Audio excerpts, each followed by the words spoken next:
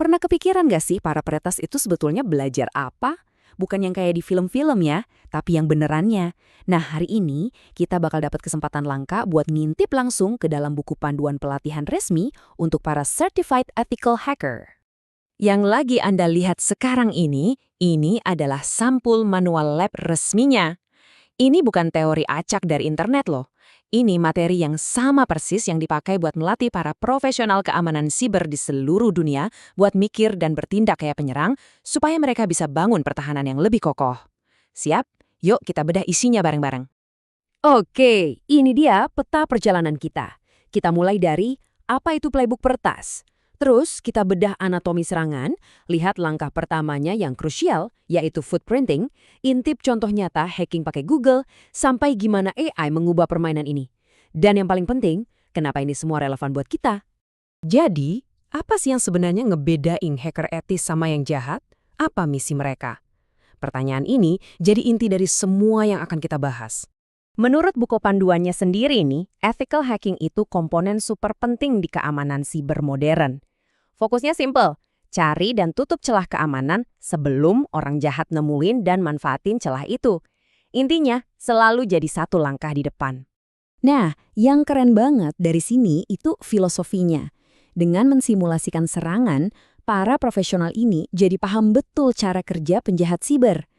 Tujuannya bukan buat merusak, tapi justru buat belajar, mengantisipasi, dan akhirnya bertahan dari ancaman di dunia nyata. Oke, sekarang kita lihat gimana cara kerjanya. Mungkin Anda bayangin hacking itu kayak acak-acakan gitu ya. Padahal jauh dari itu.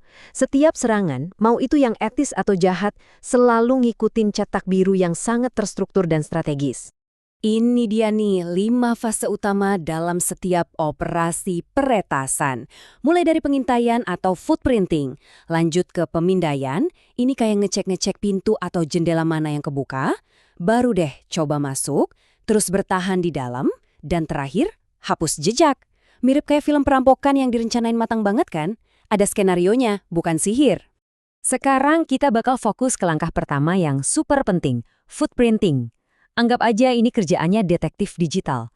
Sebelum melakukan apapun, Anda harus kenal target Anda luar dalam. Manual ini ngejelasin footprinting sebagai proses ngumpulin informasi sebanyak-banyaknya tentang target dari sumber-sumber publik. Tujuannya apa? Buat bikin cetak biru serangan.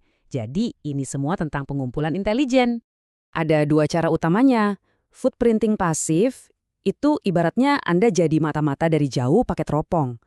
Targetnya nggak bakal sadar lagi diintip. Nah, kalau yang aktif, ini lebih kayak Anda datang dan ngetuk pintu rumahnya. Tentu aja bisa ketahuan. Oke, cukup teorinya. Gimana kalau saya bilang salah satu alat footprinting paling canggih itu udah ada di depan mata Anda sekarang? Yap, mari kita lihat gimana para peretas memakai sesuatu yang kita semua pakai tiap hari, Google. Teknik ini namanya Advanced Google Hacking atau sering juga disebut Google Dorking. Ini bukan sekedar ngetik kata kunci biasa ya, ini lebih kayak detektif yang pakai kode rahasia buat gali informasi yang sebetulnya nggak buat dilihat publik. Perhatiin baik-baik ya, ini beneran latihan dari manualnya loh. Perintahnya spesifik banget. Entitle login site eccouncil.org. Coba kita bedah. Ini tuh kayak kita ngomong ke Google. Google, tolong dong cariin di situs eccouncil.org semua halaman yang judulnya ada kata login. Simple dan langsung ke sasaran kan? Dan boom, ini hasilnya. Dalam sekejap, pencarian ini nemuin link langsung ke portal login. Buat seorang ethical hacker, ini adalah pintu masuk potensial buat diuji lebih lanjut. Ini bukti nyata. Kadang celah keamanan paling bahaya itu justru ngumpet di tempat yang paling kita kenal. Dan itu baru puncaknya gunung es loh. Coba bayangin, Anda bisa pakai file type titik buat nyari file PDF, laporan internal, atau spreadsheet perusahaan yang nggak sengaja bocor. Atau in URL buat cari kata kunci di alamat webnya. Setiap perintah ini tuh kayak alat baru di kotak perkakasnya si detektif digital. Sama kayak di bidang lain, dunia hacking juga lagi diubah total sama kecerdasan buatan atau AI. Alat-alat yang dipakai terus berevolusi, jadi makin pinter dan efisien. Lihat deh terminal ini, manual pelatihan terbaru ini bahkan udah masukin alat AI kayak Shell GPT. Artinya, peretas gak perlu lagi hafal kode-kode yang rumit. Mereka tinggal ngomong aja pakai bahasa biasa. Misalnya, pindai jaringan ini dan cari port yang terbuka.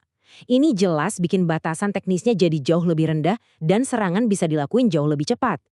Oke, setelah lihat semua teknik canggih ini, coba kita mundur sedikit dan bertanya.